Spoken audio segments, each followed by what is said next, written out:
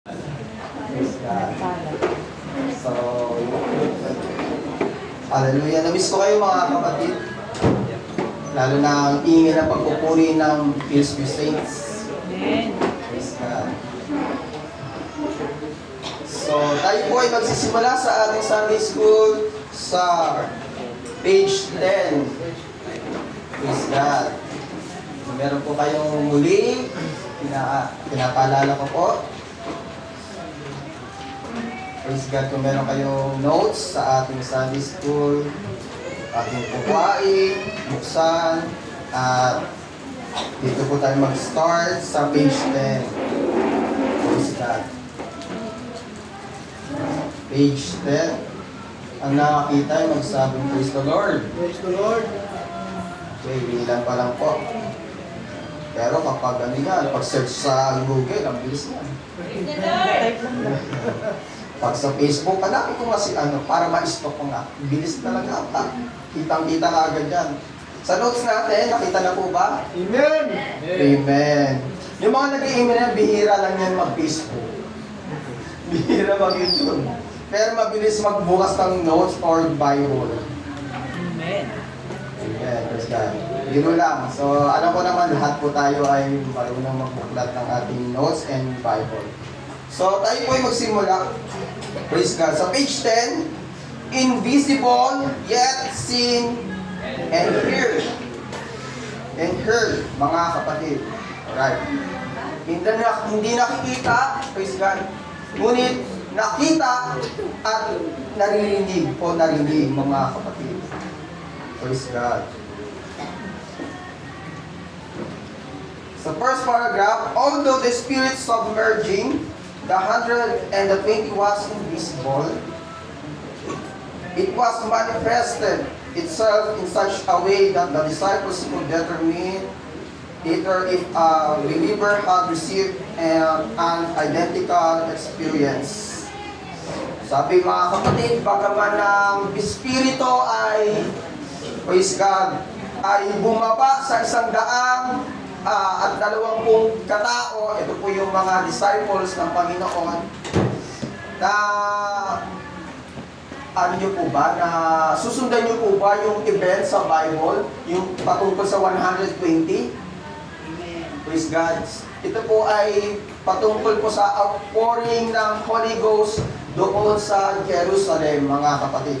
In Acts chapter 1 hanggang 2, mga kapatid, yan. Diyan natin matutunghayan na 120 disciples ng Panginoon o tao. Praise God. Na kung saan, mga kapatid, ang Holy Ghost ay hindi nakikita. No? But sa pagkakataon na yon, yung Holy Ghost, mga kapatid, ay nag-manifest.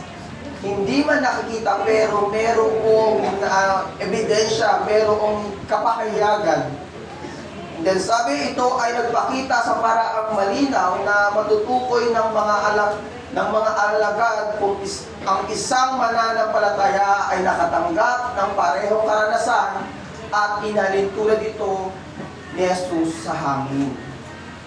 Hindi natin nakikita, mga kapatid, ang Holy Ghost, pero sa mga pangyayari, mga event sa Biblia, ang Holy Ghost ay mayroong pagkapahayag. May kapahayagan kapag ito po ay na-receive, ito ay kumilos.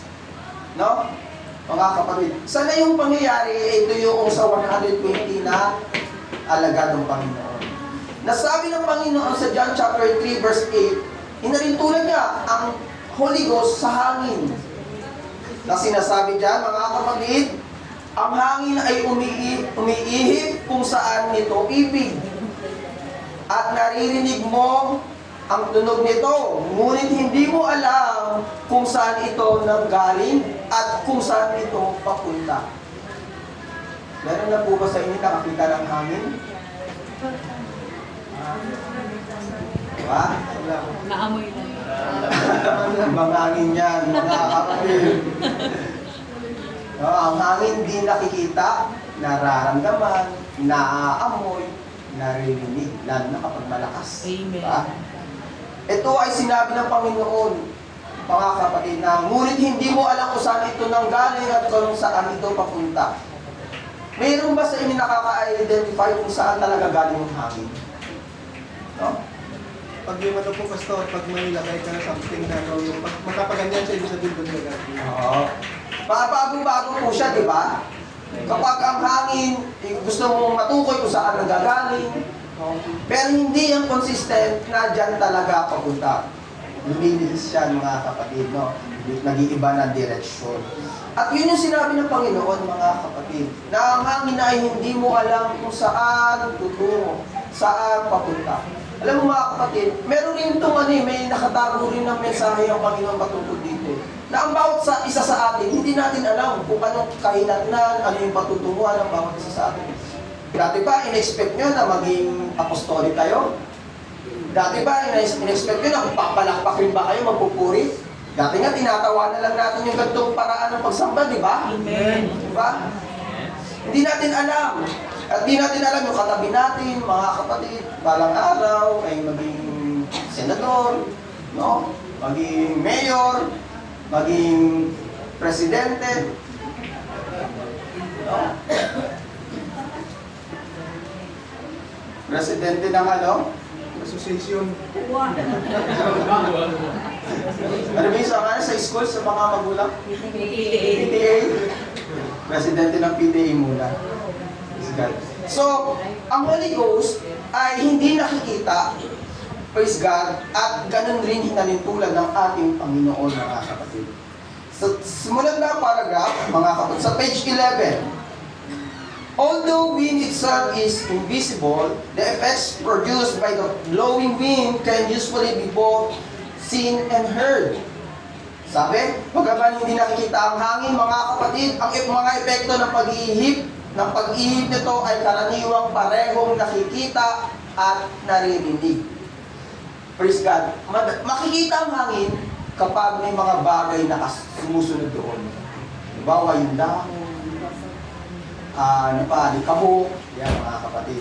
And then sabi, when the wind blows, the dust rises from the streets, the trees bend, the leaves rustle, the waves of the sea toss, the clouds sail across the sky. Yun na ngayon mga kapatid, mapapatunayan mo na ang hangin na doon pa. Papunta, umiihip, pag may nakita kang mga bagay na ito ay dinadala ng hangin.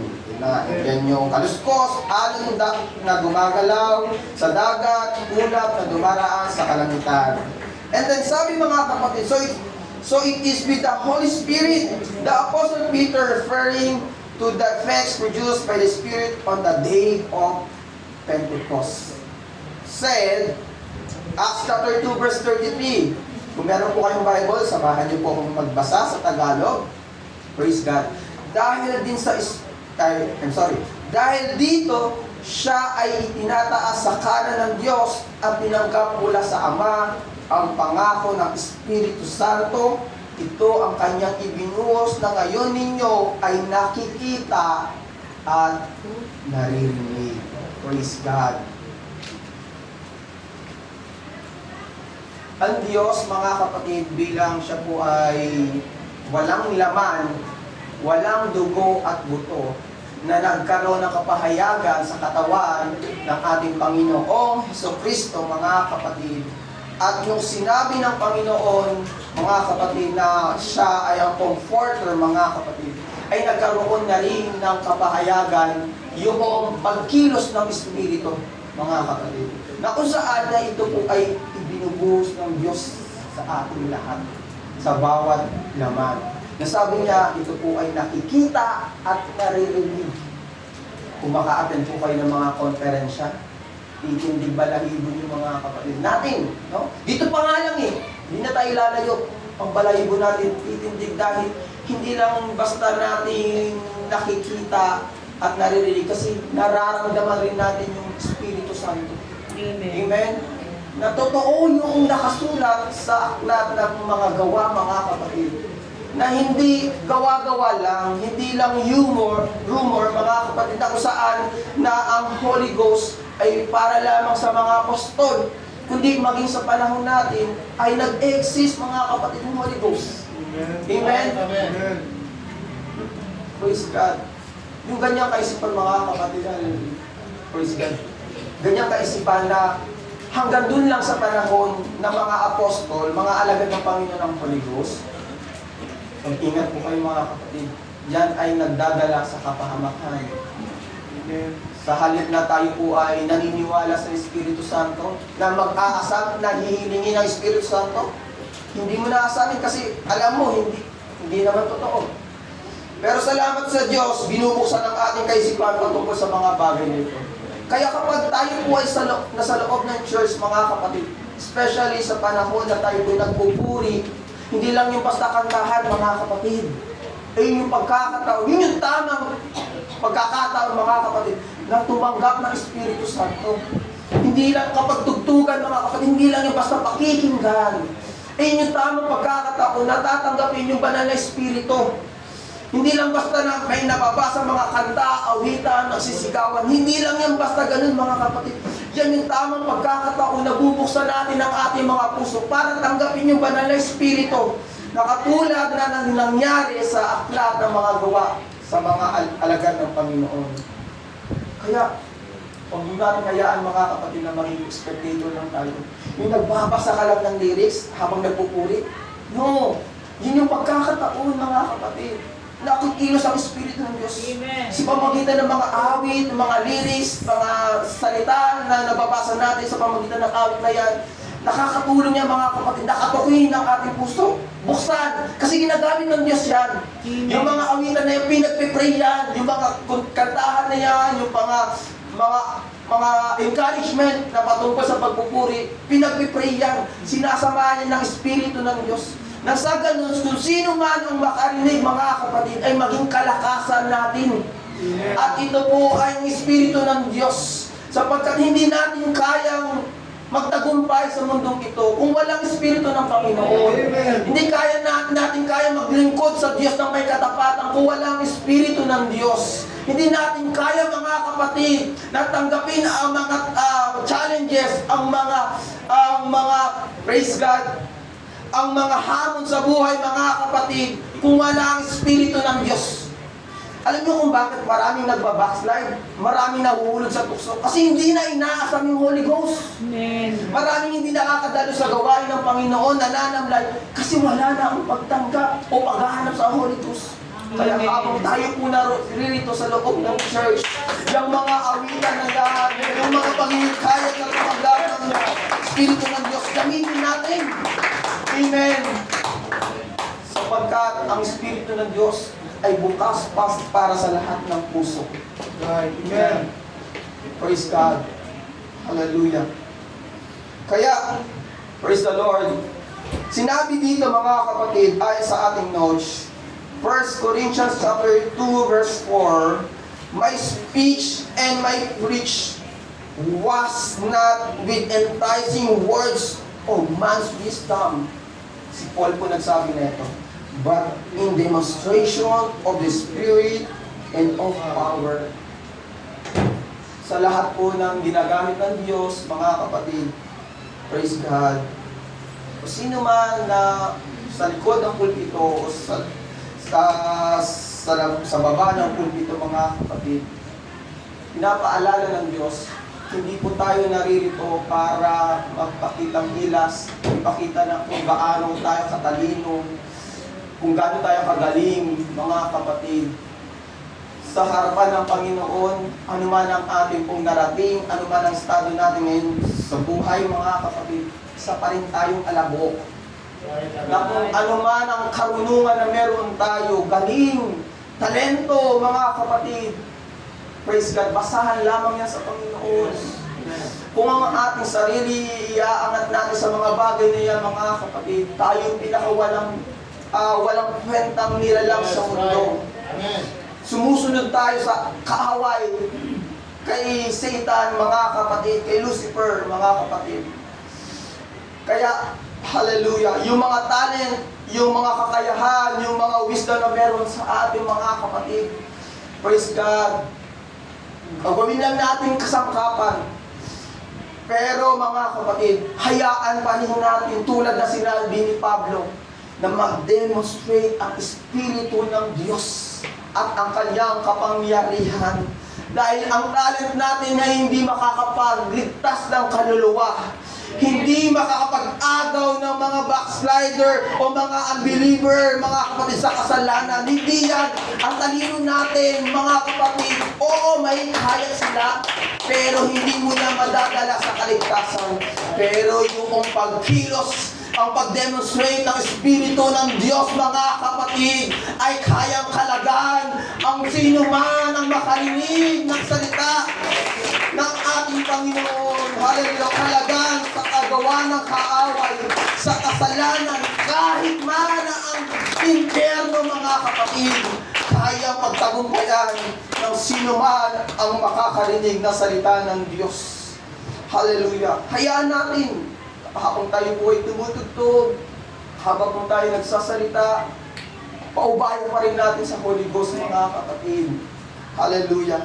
Sapagkat Diyos pa rin ang dapat na itaas. Amen. At ang maluwalhati. Amen. Maaari ba natin sabahin ng Panginoon, mga kapatid? Hallelujah.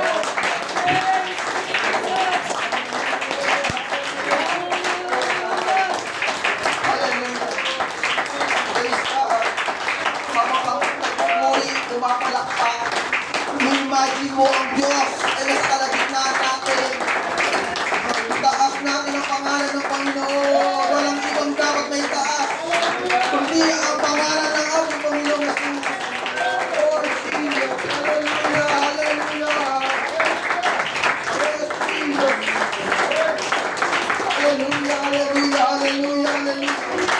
Bago pa mag-start ang devotion, mga kapatid, ang Diyos na sa kalagitnaan na natin, nauuhaw siya sa ating pagsamba, nauuhaw siya sa ating pagpalakpak, dahil alam niya, from Monday to Saturday, busy ka, hindi mo magawa magpuri, but sa oras na ito ang tamang pagkakataon, itaas natin ang pangalan ng ating Diyos. Walang iba, kundi ikaw, aming Panginoon Jesus. Hallelujah. Yes, Lord, Jesus. Come on, church. Hallelujah, hallelujah. Hallelujah, hallelujah. Oh God, para kung binabalik, mga kapatid, sa habang inaaral ko to, para kung binabalik sa moment na kung saan ang mga apostol nasa upper room. At walang ibang mensahe ng Diyos kundi ang maulit-muli. Hindi man ilang mga hakbang lang yan, pero hangad ng Diyos na maulit-muli sa loob ng iglesia. Yung merong pagbuhos ng Espiritu Santo. Hallelujah. Wala 120 na notice lahat ng naroroon na alagad ng Panginoon. Ibig sabihin, mga kapatid, wala dong spectator lamang. Wala doon na naghihintay lamang. Wala doon na ibang inaatupag. Hindi nagpupuri at tumatanggap ng Espiritu ng Diyos. Amen. Yun lamang, mga kapatid. Nawa maulit-uli. Hallelujah. Praise God. So, pag kumilos ang presensya ng Diyos, mga kapatid, hindi natin magpipigilan. Amen. At kung kumikilos ang presensya, ang Espiritu ng Diyos sa oras na ito, huwag natin hayaan, mga kapatid, hallelujah, na mahinto, maantala, mga kapatid.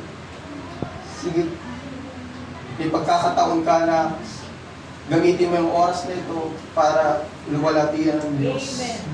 Praise God. Hallelujah. Praise the Lord.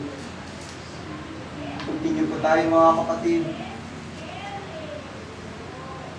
Sumunod ang pagpapakita, a demonstration of the Spirit's simple means that the Holy Ghost can produce effect that are perceived by the physical senses of seeing and hearing.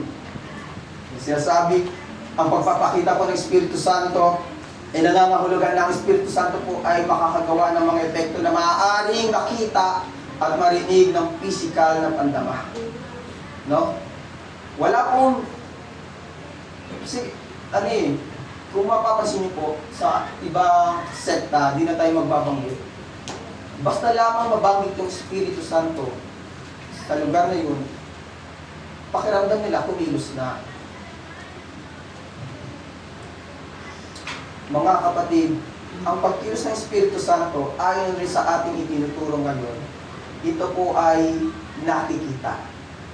Meron talagang ano, mga pare-parehong na pangyayari sa Biblia na walang iba kundi yung pagkilos ng Espiritu Santo. Tulad na lamang neto, sa upper room, meron pong ingay na nagaganap. Yung ibang sekta, may kumilos ng Espiritu Santo, pero tahimik. Sangayon ba kayo? Praise God. Kasi ang Holy Ghost, mga kapatid, nagtutulak yan na mag-worship. Amen. At ang pag-worship, nag-create ng sound. Amen. Nag-create ng sound of victory. Nag-create, mga kapatid, ng sound na galing sa langit, mga kapatid. Hindi lang basta ingay, mga kapatid. Merong pong ebidensya. No? At isa pa ay meron pong physical na pandama.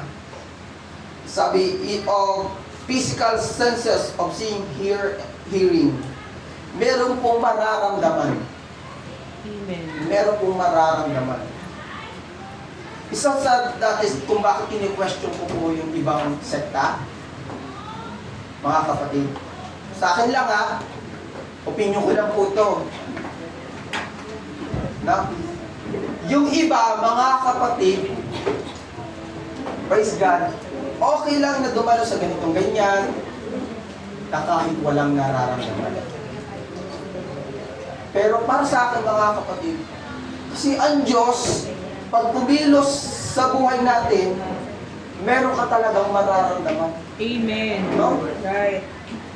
Kayo ba kontento lang kahit sa tabi-tabi, nagsipa, tapos ganun lang, may naririnig lang, pero naririnig lang yung sermon, pero wala kang nararamdaman. Kontento ba kayo, mga kapatid? Hindi po. No. No? Pakinggan nyo lang, na-inform lang tayo sa ganitong bagay, sa ganitong talata, pero wala kang nararamdaman. No? Meron akong kilala pastor sa Bicol, mga kapatid. Sabi niya, mga lumang panahon, mga kapatid. Pastor Lerjano Saldivar, mga kapatid. Isa rin sa kung bakit na naghanap siya ng yung mismong naaayon sa turok ng Biblia. Kasi yung dati niyang dinadaluhan na simbahan, mga kapatid, kapag araw ng piyesta, doon pa sa tapat ng simbahan, ang tawag doon, yung nagsasayawan. Tapos nagbabasag ulo, nagtatagaan. At isa pa, doon pa nagbebenta ng pampalaglag. Sabi niya, diyan sa simbahan niya, diyan pa ako dadalo. Abomination yung ginagawa niya sa laro. Dapat kung tama sila, pagbawalan nila yung bagay na yun. No? Kaya kiniwas niya. At yun rin nang inject sa akin lang yun, mga kapatid. Yun rin na-inject na prinsipyo sa akin. Oo nga, kung nasa katotohanan, bakit ganun? So, tayo mga kapatid, nasa katotohanan, praise God, mayroong mararamdaman pag dumalo ka sa iglesia, Amen. sa simbahan. May mararamdaman ka na kung saan magmamanifest yung Espiritu Santo. No? Magmamanifest. Kasi kung tutuusin, mga kapatid, kung tayo lang kikilos ayon sa ating gusto, mga kapatid, hindi yan na lahat ay ayon sa kalooban ng Panginoon. Kaya may Holy Ghost, yun yung nagkukonvi sa atin kung ano ang dapat o yung kalooban ng Diyos na dapat natin gawin, mga kapatid. Kapag naramdaman mo yung Holy Ghost, mga kapatid, magmamanifest sa iyo yung kabanalan. Kaya hindi tayo mahihirapan sa kabanalan kapag mayroong Holy Ghost. Amen. Pag mayroong nagmamanifest ng Holy Ghost. Yung iba nagko-question pa sa kabanalan, lumalabag sa kabanalan. Kasi nga, walang Holy Ghost. Hindi po natin yung maipipilit. Ang kailangan natin talaga ay maipangaral ang salita ng Diyos at hayaan natin ang Diyos na mag-usap sa puso na hindi makasunod sa kabanalan. Ang Holy Ghost, mga kapatid, isa pong malaking papel, gampanin, bilang tayo po ay naglilingkod sa Panginoon. Kung bakit mayroong devotion, may mga online prayer meeting, may mga prayer, mga kapatid, para doon, yung time ng Panginoon, doon kumilos ang Espiritu Santo. Lalo nang namamalas natin, mga kapatid, yung pagwawakas, yung pagbabalik ng Panginoon. Yes. Kung inyo pong nasusubaybayan ngayon, May missiles. no? Kahapon, nagkaroon na naman ng Missile. atake ng US and Israel sa Iran. No? Praise God. Salute sa atin ito, mga kapatid. Pakinggan niyo po, mga kapatid. Sa lumang tipan, hallelujah, nagkakaroon po ng earthquake kapag nagsasalita. Praise God, nagsasalita ang Diyos o nangungusap ang Diyos sa tao. Sa panahon natin, andyan yung gera, taguto, at yung paglindol, Amen. mga kapatid, na, praise God, ay sa propesya, sa prophecy, mga kapatid, na yan ay senyales na tayo po napunta na sa magwawakas. Amen. Last days. At hindi nalalayo, mga kapatid, church, yung pagkilos rin ng Espiritu Santo. Dahil sinasabi ng Propeta Joel, in the last days, I will pour out my Spirit. Praise God. Ayan na. Pagtutusin, hindi po talaga natitigil yung gera dyan sa Middle East, sa Israel, hindi po natitigil. Pero patunay po yan, nasa last days tayo. Kaya yung pag-pour out ng Holy Ghost ng Panginoon, mga kapatid, hindi niya yung pagdadamot. Kasi nasa last days tayo. Ang kailangan natin, buksan talaga natin ang puso natin para sa Espiritu ng Panginoon. Sa tuwing tayo magpupuri, hayaan natin, mga kapatid, ang Espiritu ng Diyos kumilos. Alam natin na kung ano na estado ng Holy Ghost sa puso natin. Ito ba ay mainit pa ba? Ito pa ba ay nagmamanifest? Ito pa ba ay nanlalamig o malamig na po? Tamlay na, mga kapatid. Ang Holy Ghost ay kailangang i-reveal. Mga kapatid, kailangan may refilling ng Holy Ghost. Kasi hindi sa lahat ng oras, mga kapatid, hallelujah, na ang Holy Ghost na yan, mga kapatid, ay nasusunod mo yung kanyang kalooban. Na ang maaari, mga kapatid, mas nangingibabaw na kalooban mo kaysa sa kalooban ng Espiritu Santo.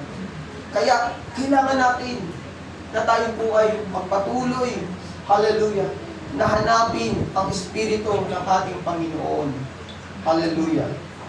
Tingnan niyo po, mga kapatid, on 3 instances are given in the New Testament that actually explain what happened when people were baptized in the Holy Spirit. Una, sa araw ng Pentecost. Before Pentecost, meron na pong pag-kilos ng Espiritu Santo. Sangkayon po ba kayo? Amen. Amen. Kaya lang, ang Holy Ghost, mga kapatid, ay pili lamang sa mga tao na ito. 4 po yun. Prophet, king, priest, and judge. Yan po yan. The rest, wala na po yan. Kung hindi ka prophet, hindi ka judge, hindi ka king, walang pour out ng Holy Ghost yan. Pero kung isa ka dyan, makaka-receive ka ng Holy Ghost. Meron, iaanin ka ng Espiritu ng Panginoon. Pero binrate ng Panginoon yun, mga kapatid. Praise God, nung sa araw ng Pentecost. Naalala niyo po, si Jesus Christ na sa cross of Calvary. Nung sinabi niyang it is finished, yung tabing doon sa templo ay hiwa, no, na punit mula sa taas. Nang ibig sabihin po noon ay meron ng access ang lahat ng laman sa Espiritu ng Diyos. Dahil dati pinilang. No? Salamat sa Diyos. No? Sabi niya, tayo ba, mapipili ba tayong hari? No? Kahit nga lang manilbihan doon sa palasyo o sa kaharian na kung saan tinutukoy ng Panginoon. Hindi. No? Tayo ba mapipiling propeta? Magaling magkwento. Mga kwentong barbero, pero propeta? Labo. Pero, mga kapatid, no? Tingnan nyo yung mga katabi nyo. Pinili tayo ng Diyos para tumanggap ng kanyang Espiritu. No? Malaya tayo na tatanggap ng Espiritu sa umagang ito. Amen po ba? Amen. Acts chapter 2 verse 4. Pwede nyo pong basahin yan sa inyong tahanan. Number 2, sumunod po. When Peter preached the gospel to the Gentile household of Cornelius. O yan. While Peter yet spake these words, the Holy Ghost fell on all them which heard the word, and they of the circumcision which believed were astonished, as many as came with Peter, because that on the Gentiles also was poured out the gift of the Holy Ghost, for they heard them speak with tongues and magnify God. Tandaan niyo po, praise God, ang Holy Ghost ay meron pong ebidensya ng pagsasalita ng iba't ibang wika. Kaya doon sa mga naniniwala ng Holy Ghost, basta nag-pray ka, umatid ka sa loob ng simbahan, meron ka ng Holy Ghost, mali po yun. Meron pong patunay na ikaw ay nakatanggap ng Espiritu Santo sa pagsasalita ng iba't ibang wika. Kaya naman, ang ating mga labi kapag nagpupuri mga kapatid, huwag niyo pong pigilan. Dahil may sarili niyang pagkilos kapag ang Espiritu Santo ay bumaba sa atin. Hindi niyo po namamalayan na ang Espiritu ng Diyos ay nagbamanifest sa inyo. Napipil na kayo ng Holy Ghost. Praise God. Kasi ang dila, isa yan sa pinakamakasalanang bahagi ng ating katawan. Dahil kaya niyang sumunog, gumawa ng malaking sunog. So, ibang kahulugan mga kapatid, kaya yan na manira ng tao. Dila lamang. No? Kung ang dila, kaya mo magbenta ng 1 milyon, kaya mo rin sumira ng 1 milyon sa 1 milyon katao sa pamagitan ng dila. Makapangyarihan ng dila. Kaya naman ito ang ginagamit ng Diyos para kapag tayo ay tumanggap ng Espiritu Santo, yung dila na yan, ipakontrol natin sa Holy Ghost. Huwag sa iyong sariling puso. Nang sa ganun lumabas ang mabubuti, ang kapurihan ng ating Panginoon. Kaya sa loob ng church, mga kapatid, kapag kasiraan ang iyong lumalabas sa iyong dila, sa loob ng church, iyon yung tamang panahon para ikaw ay magsik ng Holy Ghost. Amen. Mga kapatid. At ikaw naman na nakikinig sa dila ng iba, huwag ka basta-basta depende doon. Hayaan mong ikaw makadiscover na sinabi ka. Huwag mo sa kailan. Kasi ang Holy Ghost, mga kapatid, kung ang Holy Ghost ay nakakahawa, ang dila rin nakakahawa yan. Sa halip na nakakatanggap ka na ng Holy Ghost, kaso may narinig ka. Yan, tuturo na yun. Kaya, ingatan, Gamitin natin ang dila sa pagluluwalhati sa pangalan ng Panginoon. Church, no? Gamitin natin. Hallelujah. Para lamang po sa Panginoon. Para lamang sa Panginoon ang ating dila, mga kapatid. And sumunod mga kapatid, when Paul preached to a group of converts at Ephesus. Yun yun mga kapatid. Mga ebidensya na yung Holy Ghost ay mayroong natawag dito, praise God. Kung paano may pangyayari ng pagbabaptize ng Holy Ghost mga kapatid. Ito yun. When Paul preached to a group of converts at Ephesus. Acts chapter 19 verse 6 na sinasabi, at nang ipatong ni Pablo ang kanyang mga kamay sa kanila, yan, lay hands, bumaba sa kanila ang Espiritu Santo at sila ay nagsalita sa iba't ibang wika at nagprofesiya. Actually, church, hindi lang po basta minister, pastor ang may merong authority mag-lay hands. No? Tandaan niyo po. Amen. Basta alam mo sa sarili mo, inanoint ka ng Diyos at may permiso ng pastor, may karapatan kang mag-lay hands. No? Siyempre, pahintulot sa ating namumuno, mga kapatid. Ganun pa man, sa anointing ng Diyos, mga kapatid, pag nag-lay hands, mga kapatid, hallelujah. Alam niyo ba, kaya yan mag-push para ang isang kaluluwa o kapatid mo ay tumanggap rin o ma-refill ng Holy Ghost. Lalo na kung ikaw ay pakiramdam mo full charge ka sa Holy Ghost. No? Tapos yung kapatid mo tamlay na tamlay.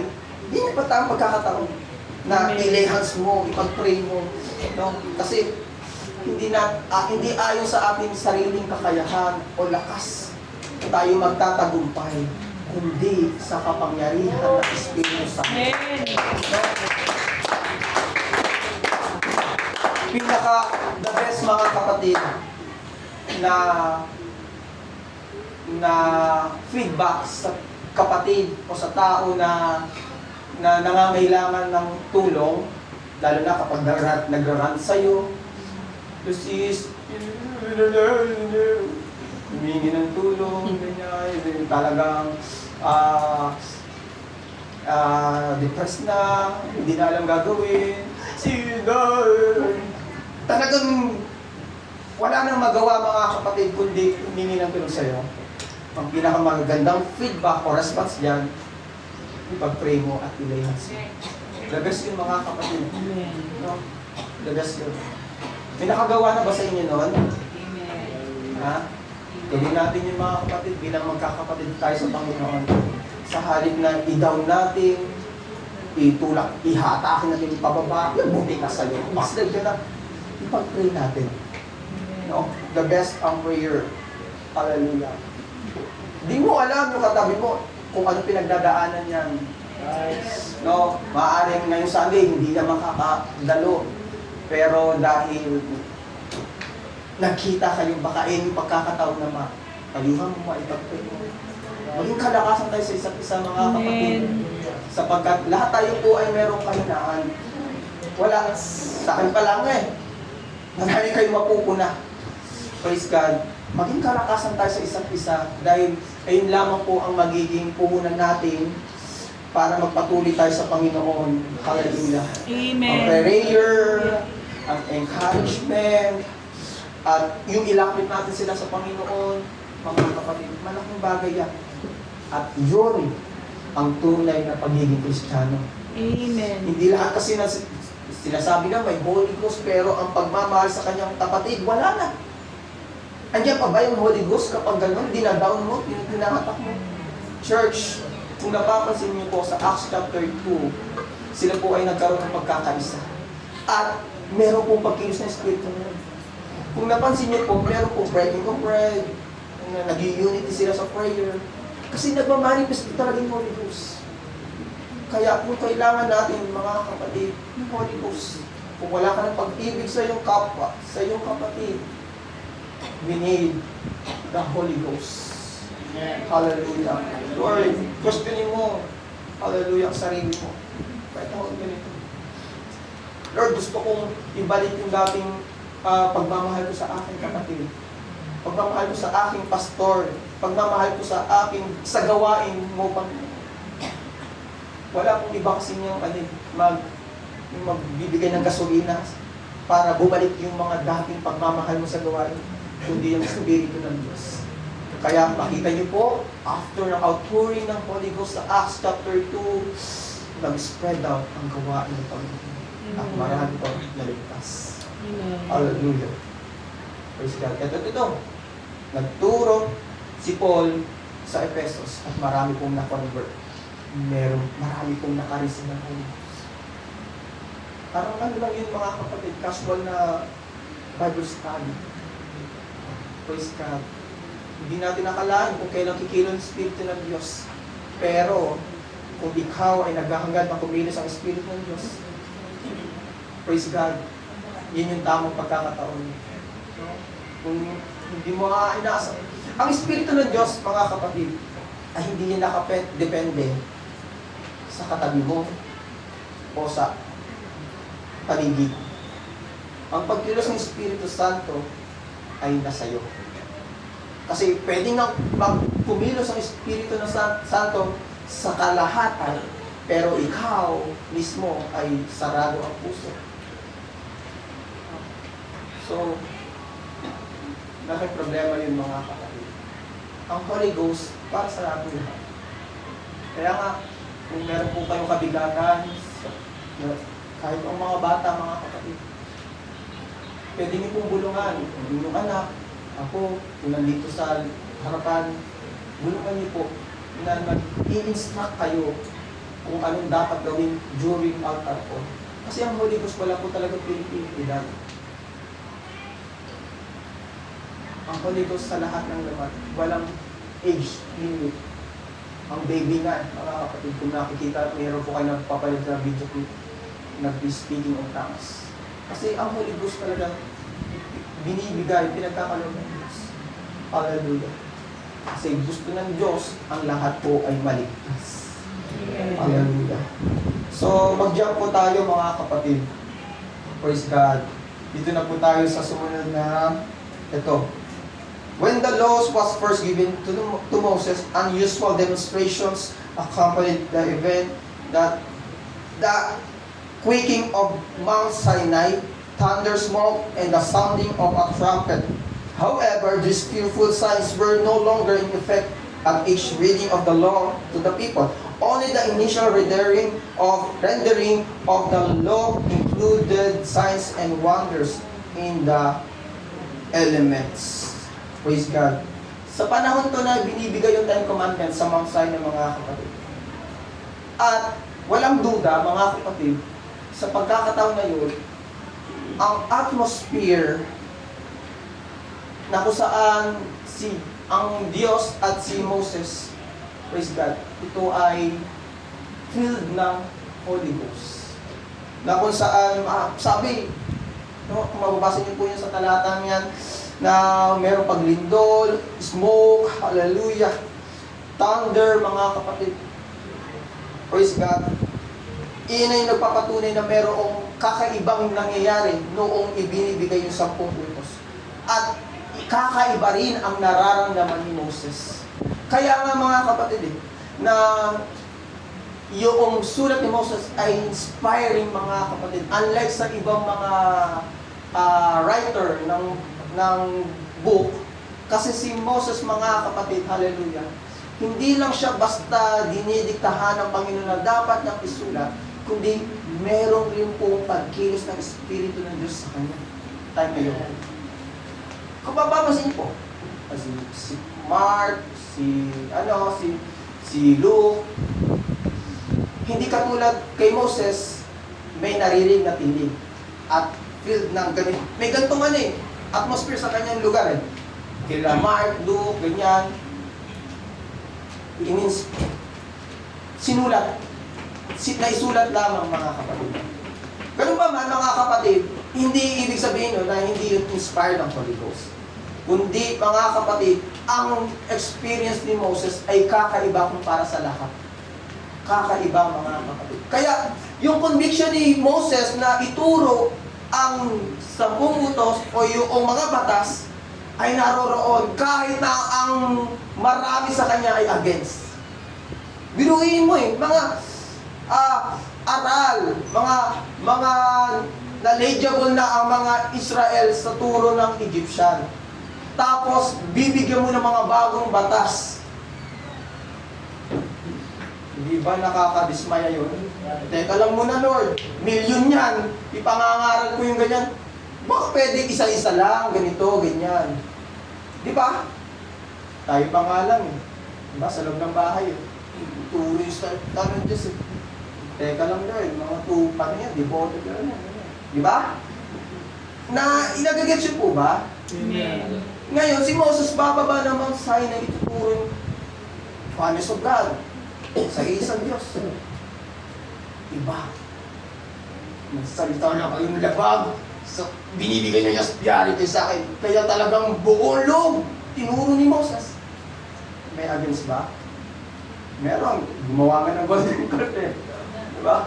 Pero hindi natinag kasi iba ang experience ni Moses noong ipinahayag ang mga salita ng ating Diyos. Amen.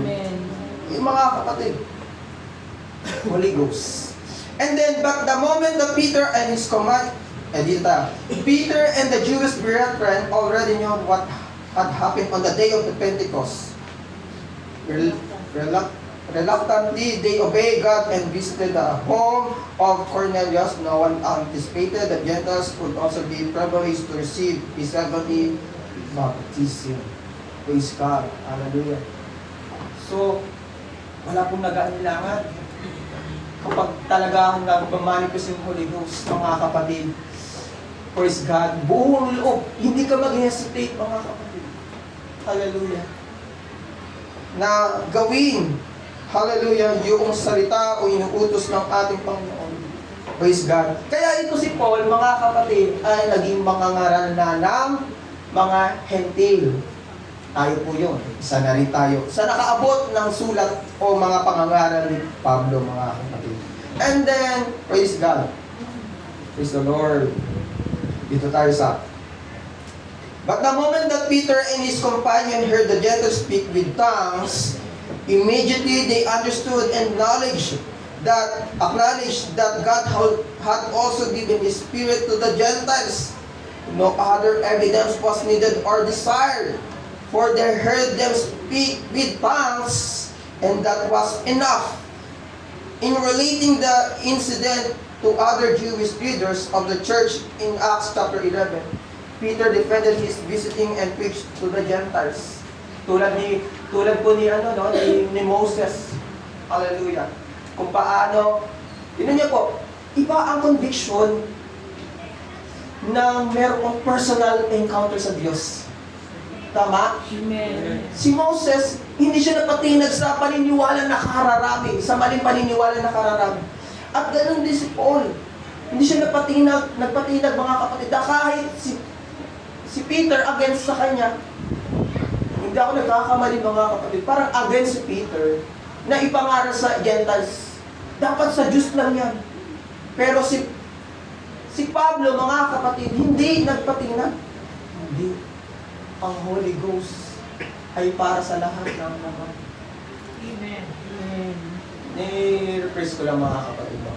Pero wala nang sinabi si Peter. But kay Pablo, mga kapatid, gusto niya ituro hindi lang sa Hudyo, makaabot rin to sa ibang lahi. At lalo na sa mga taga-naing, mga kapatid. Hallelujah. Dahil marami pang dapat makakilala at makatanggap ng Espiritu ng Diyos, mga kapatid. Kung nanahimik lang si Pablo, mga kapatid, hallelujah, kung nagpatinag lang siya sa panghadlang ng iba, baka hindi umabot sa atin. Amen? And then sabi, mga kapatid, praise God, walang hangin at walang dilang apoy, ngunit tiyak ang mga kapatid na tanggap din ng mga hintil ang Espiritu Santo at ang panlabas na pagpapakita. Simulan sa next paragraph. Ngunit tiyak ang mga kapatid na tanggap din ng mga hintil ang Espiritu Santo, ang panlabas na pagpapakita ng pagsasalita sa iba't ibang wika ayon sa pinagkaloob ng Espiritu Santo, ang tinanggap na ebidensya ng bagong tipan na ang isang tao ay nakatanggap ng bautismo sa Espiritu. Ang pagsasalita po ng iba't ibang wika. Young people, huwag po kayo maiyak na buksan ang labi nyo. Yes. Pag nagpupuri, nananalangin, buksan nyo po. Buksan nyo. Dahil, lalo na sa atin, lalo na sa mga kapatid na tayong nangangailangan ng Espiritu ng Diyos. Praise God. Kailangan lamang natin ay ibuka ang ating mga labi. Magbigay, mag-alay ng mga salitang papuri sa Diyos. Amen. No, hindi naman mahirap yun eh. Kung ano yung nasa puso mo, ilabas mo. Dahil ito ang lugar, mga kapatid, ng lugar ng mga hindi perfecto. Amen. Hallelujah. Lugar ng mga stress. Maraming alalahanin. Maraming pinagdaraanan, mga kapatid. May mga karamdaman. May mga pasanin, mga kapatid, na hindi alam kung ano pang mangyayari bukas. Pero hindi ka nagkamali sa iyong pinuntahan. Yes. Sa lugar na ito, tutuguhin ng Diyos ang iyong dinadalangin, ang iyong inaasam, ang iyong alalahanin, mga kapatid. Kahit ang karamdaman, ang kamatayan niya hindi na naiig sa pagkilos ng Diyos. Ang karamdaman pa kaya, tanggapin mo lang sa panatayanan mo lang, mga kapatid. Ito'y mangyayari. Ito'y mangyayari. Ito'y mangyayari. Ito'y iyong makikita. Ito'y iyong maririnig. Makikita mo yan bukas. Maririnig mo yan mamaya. Maririnig mo sa mga susunod na araw na ang Diyos na ating pinaglilingkuran ay buhay at makapangyarihan. Yes, Lord. Kung ika'y lumaraan sa kawalan, sa anumang iyong pinagdaraanan sa nagdaang mga araw, tumawag ka sa Panginoon. Tumawag ka sa ating Panginoon. At siya'y sasagot. Siya'y nakikinig. At ipapakita niya ang mga bagay na hindi mo pa nakikita ng una. Ang Diyos na ating pinaglilingkuran ang siyang gagawa ng mga yan. Hallelujah. Ang Diyos ay makapangyarihan. Ang Diyos ay buhay. Hallelujah. Lalo na, mga kapatid, sa loob ng iglesyang ito. Sa ating pagtatapos, mga kapatid, praise God, ito yung mga salita naririto. Walang hangin, walang dilang apoy, ngunit ang mga kapatid ay nakatitiyak na ang mga hentil, tayo yun nakatanggap din ng Espiritu Santo. Ang panlabas na pagpapahayag ng pagsasalita ng mga wika ayon sa Espiritu na nagbibigay ng salita ay tinatanggap na ebidensya sa bagong tipan ng isang taong tumatanggap ng bautismo ng Espiritu. Maaari nating, praise God, ito sa pagtatapos, ang mga apostol mismo nakatanggap ng ebidensya ito. Walang apostol, mga kapatid, na nanahimik, hindi nagsalita ng iba't ibang wika nung nakatanggap ng Espiritu Santo. Tulad sa ating ng ginagawa sa ating karanasan, ganun rin naranasan ng apostol. Yun yung pinaghugutan natin, mga kapatid. Kaya hindi tayo nagkamali sa aral na dinadala natin, mga kapatid. Kung mapapansin niyo po yung aklat ng gawa, karamihan sa mga aklat sa Biblia ay nagtatapos po sa amen. Amen. Na ibig sabihin po ay hanggang doon na lang. Pero ang Book of Acts, kung mapapansin niyo po, hindi yan nagtapos sa amen. Alam niyo po kung bakit? Kasi yung aklat ng mga gawa ay hanggang ngayon ay nagpapatuloy. Gumagawa pa rin ng Diyos. Kumikilos pa rin ng Diyos. Yung Espiritu ng Diyos, gumagawa pa rin sa atin. Kaya nga tayo nabago. Diba? Kung walang Espiritu Santo, mga kapatid, walang lingkod nyo sa harapan nyo. Walang Brother Sherwin, Sir Ben, No? Amen. Nakaka-bless mga kapatid ang pinapost sa page natin mga kapatid na maraming kapatiran na nabago. Brother Jobber, naka-vlog pa ang buhok. Sir Mason, no, hindi mo akalain, pero yung aklat ng gawain nagpapatuloy na merong Amen. Espiritu Santo, na merong Sister Mason na binago ng Diyos. Brother Jobert, Brother Carl, nasalamat sa Diyos, hindi niya hininto sa aklat lamang ng mga gawa. Dahil hanggang ngayon, sa Hillview, sa Malainen, sa buong Cavite, sa Pilipinas, ang Espiritu ng Diyos ay malayang nagpapahayag sa katotohanan at pagbabago sa lahat ng tumatawag sa pangalan ng Panginoon. Kaya magpasalamat tayo sa Panginoon. Tawagin natin ang pangalan ng Diyos. Pamahalis these days. Ito ang tamang pagkakataon na binumukha mo ang iyong mga labit para lamang magbigay ng kapulihan sa Diyos na nagbago sa atin. Ang dahilan kung bakit ako nakatayo, kung bakit ako buhay, kung bakit hindi ako natukha ng 2010, kung bakit hindi ako nalulong sa droga, kung bakit buhay, malakas ako, dahil sa Diyos na aming pinaglilingkuran. Salamat Jesus! Salamat Panginoon!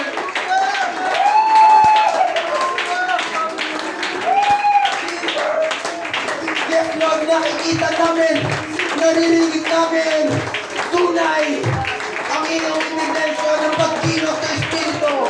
Yes, yes Church, sa mga nanay, sa mga katatayan. Yes, yes, yan ang Espiritu ng Diyos.